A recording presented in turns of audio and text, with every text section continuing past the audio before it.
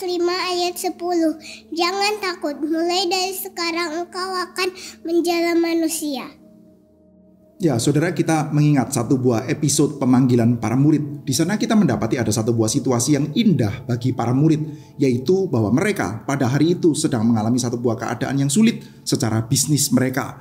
Hari itu mereka sudah bekerja semalam-malaman dan mereka tidak mendapatkan hasil. Kita bisa membayangkan satu buah keadaan yang mungkin akan sulit ya secara perekonomian dari sudut pandang bisnis mereka. Lalu Tuhan Yesus memberikan mujizat bagi mereka dan mereka hari itu menangkap ikan yang sangat banyak. Harusnya ini akan menjadi satu buah euforia besar, satu buah keadaan yang menyenangkan karena kita mendapati bahwa Tuhan itu bukan cuma baik, tapi juga berkuasa. Dan bukan cuma baik dan berkuasa, namun kebaikan dan berkuasanya itu bekerja bagi saya. Maka mereka bisa menyanyikan, God is so good to me.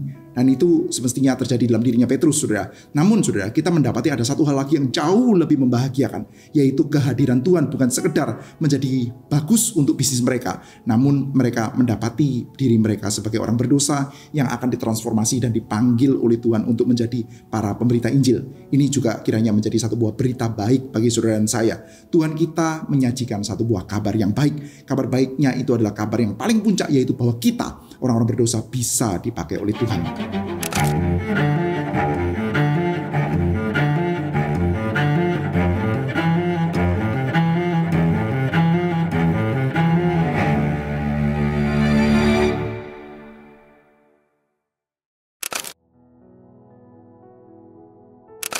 Shalom Bapak Ibu sekalian, kita akan melanjutkan pembacaan kita dari Lukas pasal 5. Mari kita bersama-sama berdoa di hadapan Tuhan. Bapa di dalam surga, kami panjatkan syukur dan terima kasih kami di hadapan-Mu karena Engkau memperkenankan kami untuk hari ini kami boleh bersama-sama kembali membaca bagian-bagian Alkitab kami. Buatlah kami Tuhan, untuk kami ini disukakan melalui pembacaan firman Tuhan. Buatlah kami ini agar kami ini sungguh-sungguh bisa dihidupkan juga melalui pembacaan firman-Mu, karena kami percaya bahwa firman-Mu adalah firman yang hidup. Terima kasih ya Tuhan, berikan pada kami pimpinan-Mu. Dalam nama Tuhan kami Yesus Kristus, kami panjatkan segala syukur dan doa kami. Amin. Baik rekan-rekan sekalian, kita akan melanjutkan pembacaan kita dari Lukas pasal yang kelima. Kita akan mulai membaca dari ayat yang ke-17, saudara. Ayat 17 sampai dengan ayat yang ke-39. Pada suatu hari ketika Yesus mengajar, ada beberapa orang Farisi dan ahli Taurat duduk mendengarkannya. Mereka datang dari semua desa di Galilea dan Yudea dan dari Yerusalem. Kuasa Tuhan menyertai dia sehingga ia dapat menyembuhkan orang sakit. Lalu datanglah beberapa orang mengusung seorang lumpuh di atas tempat tidur. Mereka berusaha membawa dia masuk dan meletakkannya di hadapan Yesus. Karena mereka tidak dapat membawanya masuk berhubung dengan banyaknya orang di situ, naiklah mereka ke atas atap rumah. Lalu membongkar atap itu dan menurunkan orang itu dengan tempat tidurnya ke tengah-tengah orang banyak di depan Yesus. Ketika Yesus melihat iman mereka, berkatalah ia, "Hai saudara, dosamu sudah diampuni." Tetapi ahli-ahli Taurat dan orang-orang Farisi berpikir dalam hatinya, siapakah orang yang menghujat Allah ini? Siapakah yang dapat mengampuni dosa selain daripada Allah sendiri? Akan tetapi Yesus mengetahui pikiran mereka lalu berkata kepada mereka, "Apakah yang kamu pikirkan dalam hatimu?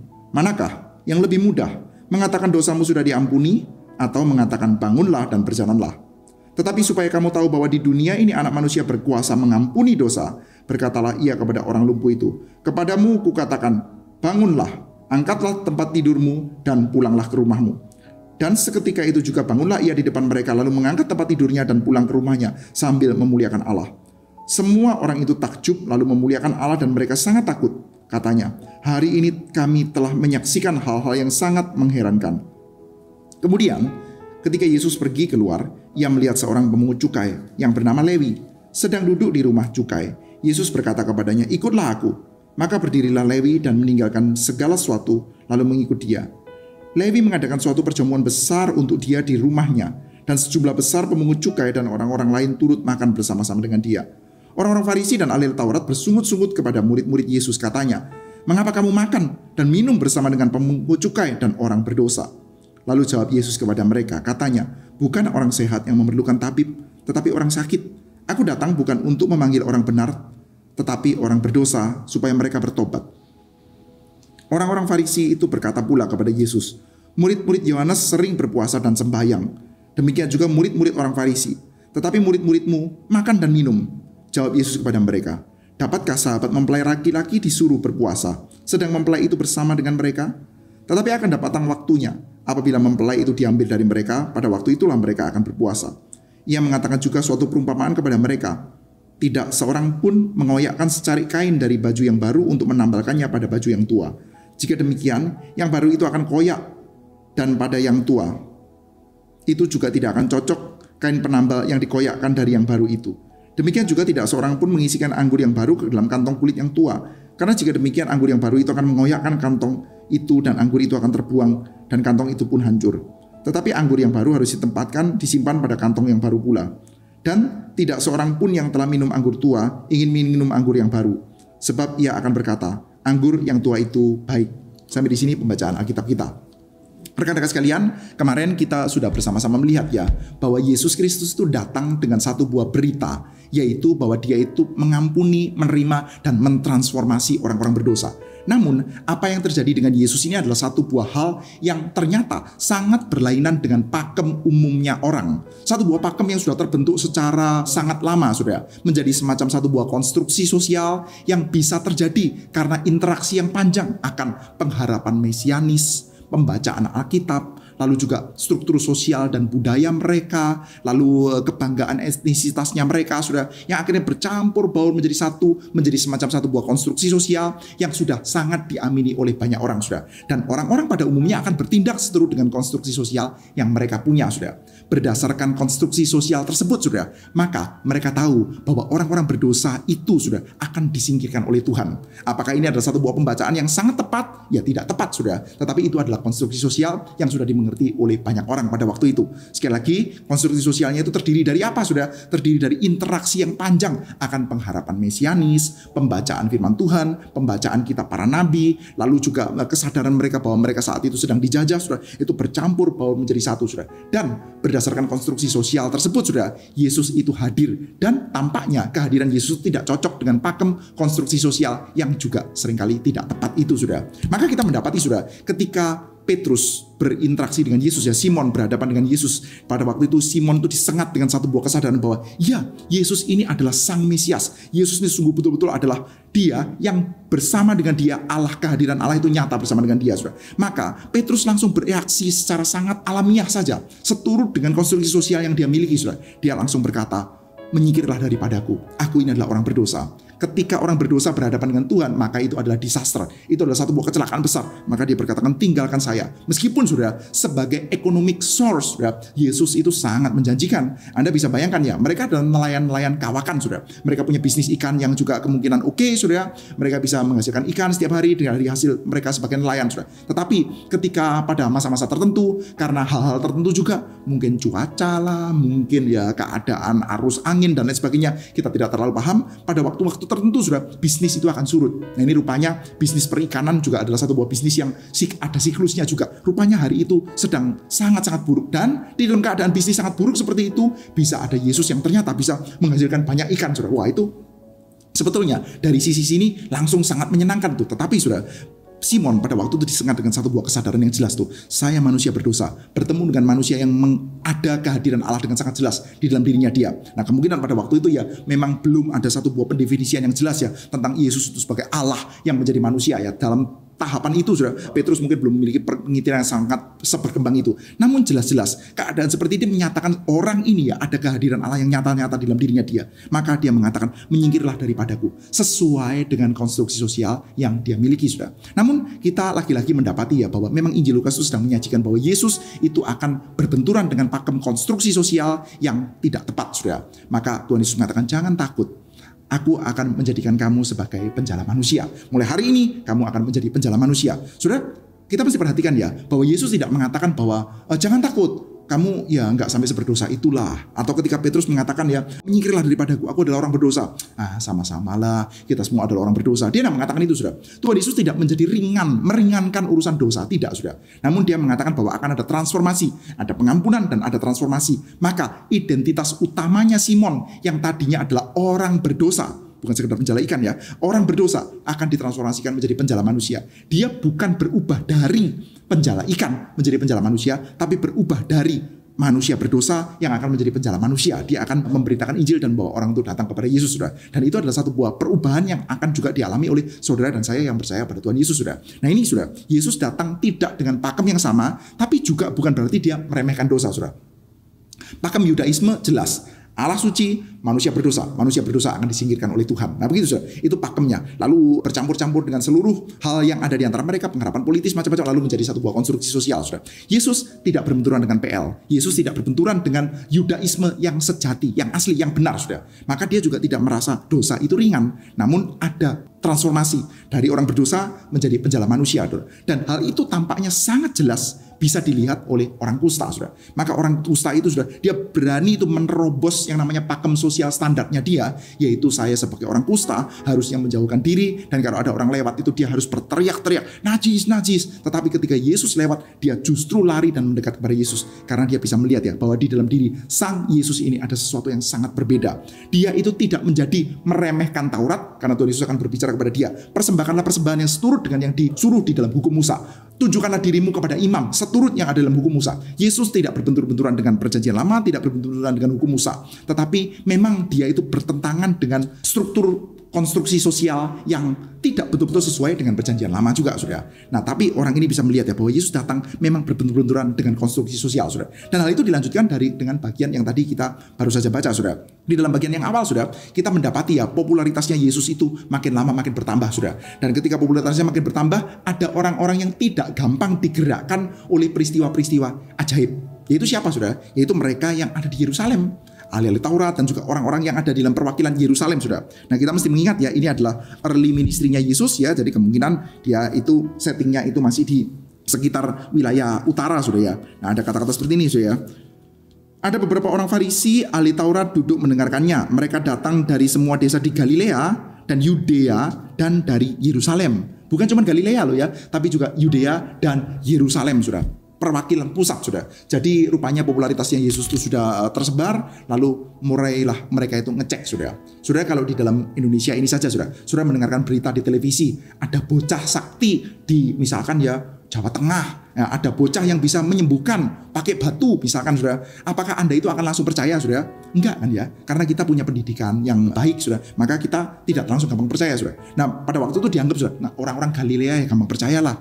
Namanya orang Galilea itu pengertian agamanya itu tipis. Jadi ya oke lah, Yesus menyembuhkan di sini, Yesus menyembuhkan di situ. Rumor tentang penyembuhan Yesus itu berkembang di mana-mana. Maka orang mengatakan bahwa Yesus ini sakti, Yesus itu hebat. Tapi sudah orang-orang Yudea, orang-orang Yerusalem nggak gampang bisa terbeli dengan berita-berita seperti itu. Maka mereka cek, sudah. Dan ketika mereka cek, mereka coba lihat, benar gak sih orang ini? Betulkah dia itu punya kuasa yang berasal daripada Tuhan? Atau dia itu sekedar ya tukang sihir atau tukang tipu? Ya lebih buruk lagi ya, tukang tipu atau tukang sihir. Ya sebetulnya sama-sama buruknya lah ya.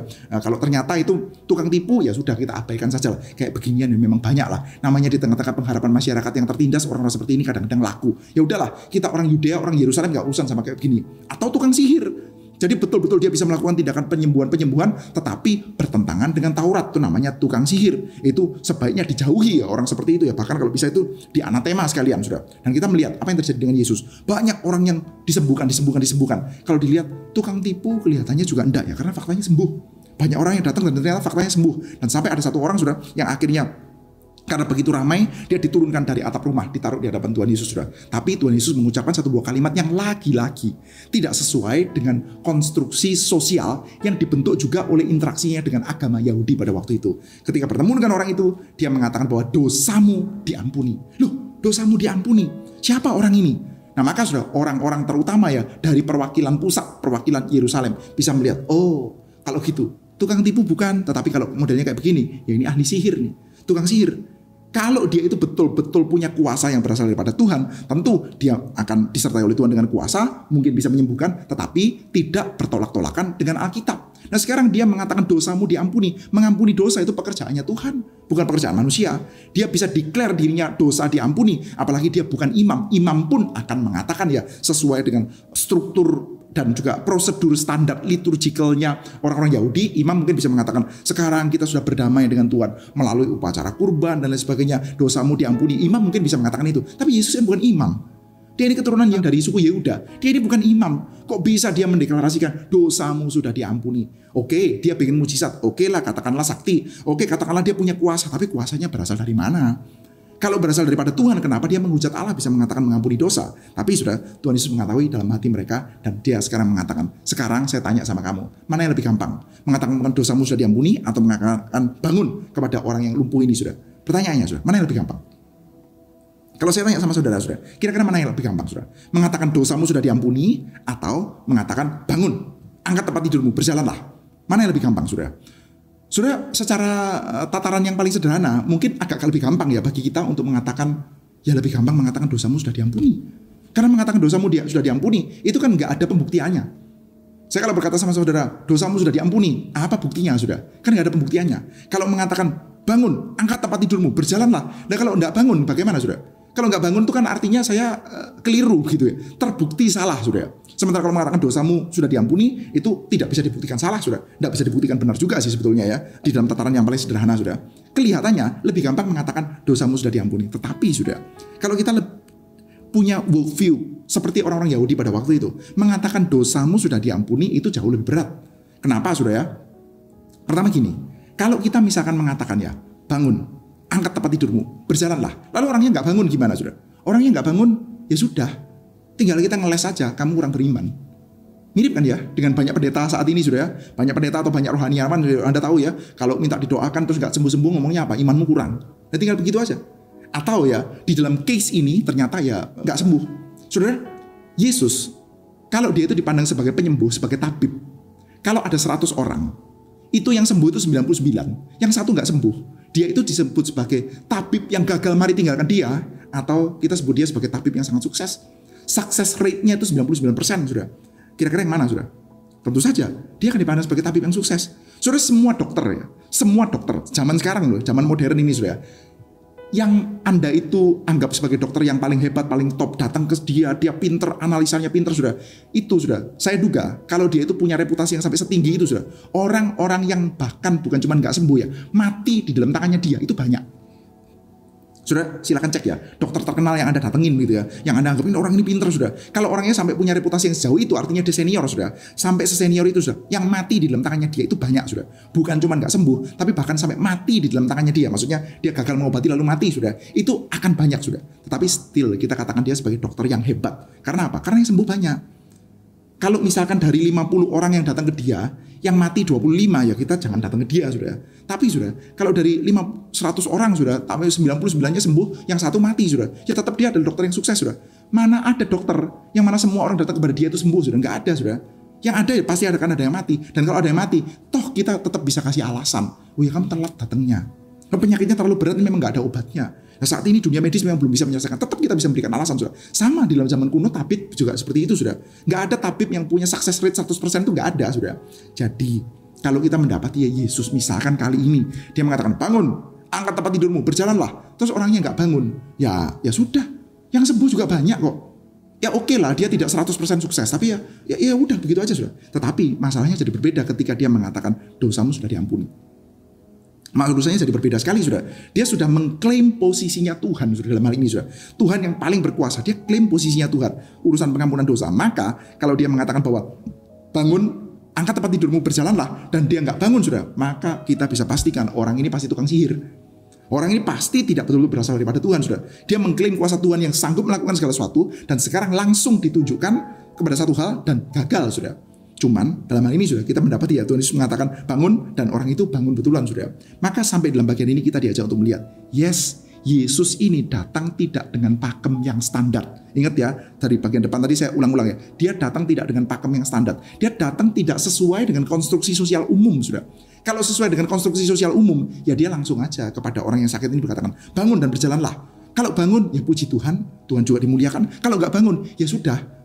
Wah, ada 100 orang yang 99 sembuh. Ya udah, gitu aja, enggak apa-apa. Itu sesuai dengan konstruksi sosial standar. Orang akan tetap bertepuk tangan. Orang ini adalah tabib yang hebat. Orang ini adalah utusan Allah. Bersyukur ada orang seperti ini. Lebih banyak yang sembuh daripada yang mati. Nah, tetap seperti itu, sudah. Itu kalau sesuai dengan konstruksi sosial yang standar. Tetapi enggak, sudah. Yesus datang tidak sesuai dengan konstruksi sosial standar. Dan hal itu diamplifikasi lagi dengan bagian selanjutnya, saudara. Yaitu dia memanggil seorang tax collector. Dia memanggil seorang pemungut cukai, saudara, yang bernama Lewi, saudara. Di dalam Matius itu di highlight namanya Matius. Matius sama Lewi orang yang sama, saudara. Ketika Yesus pergi keluar, ia melihat seorang pemungut cukai yang bernama Lewi sedang duduk di rumah cukai. Yesus berkata kepadanya, ikutlah aku. Maka berdirilah Lewi dan meninggalkan segala sesuatu lalu mengikut dia. Dan Lewi mengadakan suatu perjamuan besar untuk dia di rumahnya, dan sejumlah besar pemungut cukai dan orang lain turut makan bersama dengan dia. Saudara, Pemungut cukai ya, saudara dan saya tahu ya, pada waktu itu pemungut cukai itu adalah orang yang dianggap pekerjaannya sangat-sangat buruk, saudara. Namun, dianggap sangat buruk, secara sosial itu mungkin orang banyak tidak suka, tetapi toh orang akan mendekat juga kepada mereka. Kenapa? Karena banyak di antara mereka yang adalah orang-orang kaya, saudara. Petugas pajak. Saudara, kalau zaman sekarang pun ya, nggak usah zaman dulu ya, zaman sekarang pun saudara didatangi sama petugas pajak, saudara menganggap apa? Ini adalah orang dengan pekerjaan yang sangat mulia. Karena melalui sistem perpajakan, maka penghasilan dari orang-orang yang sangat kaya itu akan dimeratakan untuk bisa dinikmati oleh banyak orang. Jadi pajak adalah satu buah sistem yang sangat baik, yang dikelola oleh negara, di mana orang-orang yang sangat kuat, sangat skillful, dia punya uang yang sangat banyak, dia akan membayarkan pajak yang sangat besar. Lalu pajak itu menjadi pemasukan negara. Lalu negara itu akan mengatur seluruh negara untuk kebaikan bersama. Khususnya orang-orang miskin akan mendapatkan janjian sosial dan sebagainya. Maka tukang pajak adalah pekerjaan yang sangat mulia. Betul sebetulnya tukang pajak adalah pekerjaan seperti itu. Tetapi saat ini kalau saudara bertemu dengan tukang pajak, apakah Anda punya pikiran seperti itu? Enggak kan ya? Kalau ada tukang pajak mendatangi perusahaan, Anda punya perusahaan besar, saudara, biasanya Anda lakukan apa, saudara? Yang Anda pikirannya orang ini harganya berapa? Sudah begitu. Harganya berapa supaya saya punya strukturisasi pajak juga bisa seminimal mungkin. Kan begitu, sudah. Anda kalau bertemu dengan tukang pajak zaman sekarang, zaman dulu juga sama, sudah. Apalagi ditambah lagi pada waktu itu, sudah, pajak itu dibayarkan kepada Kaisar Romawi, maksudnya dibayarkan kepada Kaisar Romawi. Sementara orang-orang Yahudi, sudah, mereka itu berpikir bahwa Mesias itu akan membebaskan mereka dari penjajahan Romawi. Maka membayar pajak itu semacam menyakitkan buat mereka. Bukan sekedar menyulitkan secara ekonomi, tapi menyakitkan bagi mereka. Menjadi satu buah penyataan fakta ya. Penyataan fact check ya. Reality check bahwa kamu adalah bangsa jajahan. Dan sekarang sudah mereka ada orang-orang Yahudi yang menarik pajak, sudah. Orang-orang Yahudi yang adalah antek-antek penjajah, sudah. Mengesalkan sekali, sudah, orang seperti ini, sudah. Tetapi ya orang tetap mendekat juga karena mereka banyak yang kaya, sudah. Dan sekarang Tuhan Yesus memanggil salah seorang tukang pajak sebagai muridnya dia, namanya Lewi. Sudah itu Tuhan Yesus datang lagi ke dalam jamuan makan yang disediakan oleh orang Lewi, sudah. Sudah bisa membayangkan ya, banyak orang-orang yang akan dengan sinis melihat, lihat tuh Yesus tuh makan-makan bersama dengan mereka. Duit siapa bos yang dipakai buat makan-makan tuh, duitnya siapa? Kalau orang Lewi itu mengadakan jamuan tuh dari duit pajak itu, hasil memeras rakyat tuh, dan Yesus berbagian di sana itu. Aduh, sudah bisa membayangkan ya betapa buruknya gambaran Yesus yang duduk makan bersama dengan orang Lewi pada waktu itu, sudah. Namun sudah, ketika ada banyak orang mencibir, sudah, Tuhan Yesus mengatakan, kamu menganggap tukang pajak ini, menganggap pengungut cukai ini sebagai orang berdosa. Tuhan Yesus tidak mengatakan, enggak lah, kita semua orang berdosa. Enggak, dia mengatakan, sudah. Dan memang Tuhan Yesus mendatangi orang berdosa. Tuhan Yesus memanggil orang berdosa. Justru itu adalah satu buah pakem standarnya, sudah. Berbeda dengan konstruksi sosial umum. Mereka, sudah, tidak punya kekuatan untuk transformatif. Enggak punya. Di dalam konstruksi sosial mereka yang merupakan hybrid ya antara Yudaisme dengan pengharapan mesianis mereka yang mungkin tidak terlalu tepat, sudah. Itu mereka bisa mengenali dosa, mereka bisa menyingkirkan orang-orang berdosa, namun mereka tidak punya kekuatan untuk mentransformasi orang berdosa, sudah. Itu kekuatan yang dimiliki oleh Yesus, sudah. Maka ketika Yesus mendatangi orang kusta dipegang, Yesus gak jadi kusta, tapi orang itu menjadi tahir. Dan sekarang Tuhan Yesus mendatangi Lewi dan orang itu akan ditransformasi, saudara. Kita tahu, saudara, Lewi itu adalah Matius, saudara. Dan di dalam tradisi, saudara, banyak yang percaya bahwa Matius adalah yang nulis Injil Matius, saudara. Saudara bisa bayangkan, saudara, gak ada orang itu Anda gak punya Injil Matius, saudara. Gak ada orang yang ditransformasi ini Anda gak punya Injil Matius. Wah, betapa besarnya kuasa transformasinya Yesus, saudara. Dari orang berdosa menjadi penjala manusia. Dari kusta menjadi tahir. Dari orang sakit menjadi dosanya diampuni, dan dari pemungut cukai menjadi yang nulis Injil Matius, saudara. Nah, itu adalah satu buah perubahan besar. Mereka yang tetap stick dengan cara pikir mereka yang kuno, yang lama, yang rigid sesuai dengan konstruksi sosial mereka bisa eliminir tuh orang berdosa, minggir, tapi nggak ada kekuatan transformasi, saudara. Gereja semestinya punya kekuatan transformasi, saudara, karena kita adalah pengikut Yesus, saudara. Kita melihat, saudara, ada perdebatan tentang puasa. Orang Farisi berkata kepada Yesus, murid Yohanes sering berpuasa sembahyang, demikian juga murid orang Farisi, tapi muridmu makan dan minum. Jawab Yesus kepada mereka, dapatkah sahabat mempelai laki-laki disuruh berpuasa, sedang mempelai itu bersama dengan mereka? Tapi akan datang waktunya apabila mempelai itu diambil daripada mereka, itulah waktu mereka akan berpuasa. Nah, kita melihat, sudah ya, mereka masih memperdebatkan, sekarang ini adalah waktunya kita itu lemon, kita itu meratap sekarang itu. Kita itu ada di bawah jajahan Romawi. Menunjukkan bahwa kita adalah orang-orang berdosa, saudara. Dan pada waktu itu, saudara, kita tahu ya, di dalam Yudaisme, perjanjian lama, saudara, orang Yahudi itu diwajibkan untuk berpuasa 1 tahun, 1 kali. Kewajiban mereka untuk berpuasa itu 1 tahun, 1 kali, saudara. Di dalam hari raya pendamaian, saudara. Namun, kita tahu bahwa orang-orang Yahudi pada waktu itu, khususnya di antara mereka yang sangat taat ya, mereka itu mengembangkan satu buah sistem agama, sehingga mereka itu sampai akhirnya berpuasa 1 minggu 2 kali. 1 minggu 2 kali, saudara. Kalau di jumlah itu lebih banyak daripada orang-orang Muslim berpuasa 1 bulan.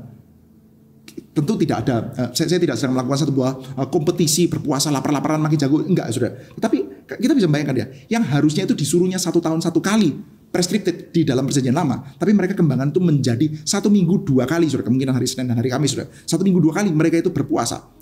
Kita bisa mendapatkan itu misalkan ya di dalam perumpamaan yang dikasih sama Tuhan Yesus ya, tentang orang Farisi dan pemungut cukai yang dia berbangga, "Guru, aku bersyukur karena Tuhan, saya bersyukur karena saya tidak seperti pemungut cukai itu. Saya itu membayarkan perpuluhan, saya itu berpuasa 2 kali dalam 1 minggu, bukan dalam 1 tahun ya, dalam 1 minggu."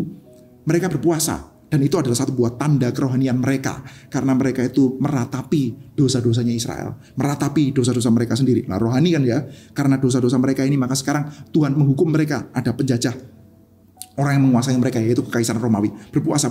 Tapi murid-murid Yesus ini gak rohani sama sekali. Murid Yohanes Pembaptis berpuasa. Mereka lemen akan dosa.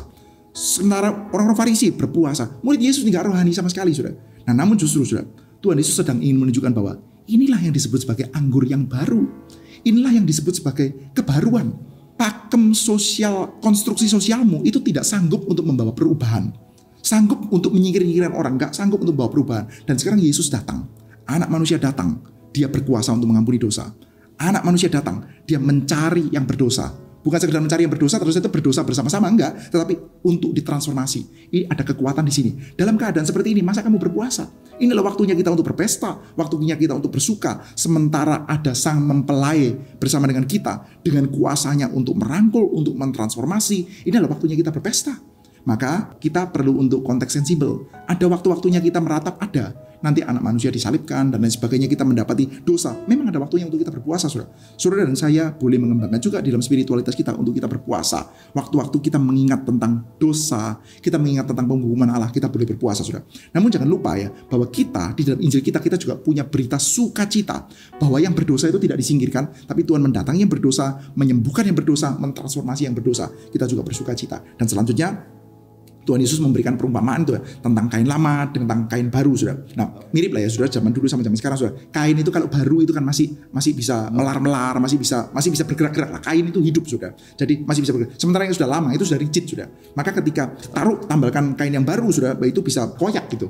Sama, saudara. Kalau ada satu buah anggur yang baru itu masih live ya, fermentasinya masih muncul terus. Kalau Anda pakai kulit yang tua, yang sudah nggak bisa melar lagi, itu bisa koyak gitu. Oleh karena itu, anggur baru harus disikapi dengan kebaruan.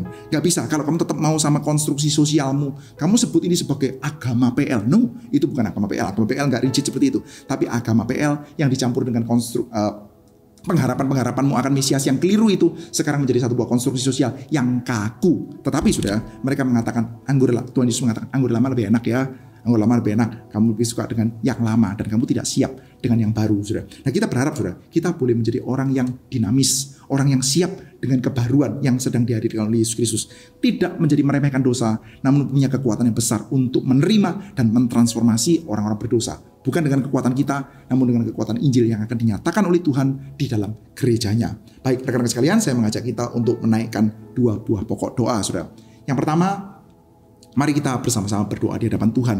Meminta Tuhan kiranya mengaruniakan kesadaran bagi setiap kita. Bahwa Tuhan itu datang bukan untuk menendangin orang berdosa. Tuhan itu datang tapi untuk mencari yang berdosa. Seperti halnya tabib itu mencari yang sakit, saudara. Dia datang untuk mencari orang berdosa, saudara. Maka salah satu panggilan penting bagi kita adalah kita menerima orang-orang berdosa. Bahkan mencari orang-orang berdosa untuk diberitakan Injil dan supaya mereka mengalami satu buah kehidupan yang baru di dalam Tuhan. Lalu yang kedua, saudara, kita juga meminta kiranya Tuhan memberikan kepada kita satu buah kesiapan dan keluasan hati tentang cara kerja Tuhan, saudara. Yaitu cara kerja yang bisa menerima orang-orang dengan segala kelemahan yang mungkin akan sangat menyakitkan bagi kita, saudara. Namun kelemahan-kelemahan tersebut tidak menjadi sekedar kelemahan yang akan menyakiti kita, tapi akan bisa ditransformasi di dalam Tuhan. Baik, rekan-rekan sekalian, saya mengajak kita untuk menghafalkan satu buah ayat hafalan, yaitu dari pasal 5 ayat yang ke-32. Aku datang bukan untuk memanggil orang benar, tetapi orang berdosa supaya mereka bertobat. Baik, rekan-rekan sekalian, kita bertemu kembali di dalam Terang Bagi Jalanku episode selanjutnya. Tuhan berkati setiap kita. Terpujilah Tuhan.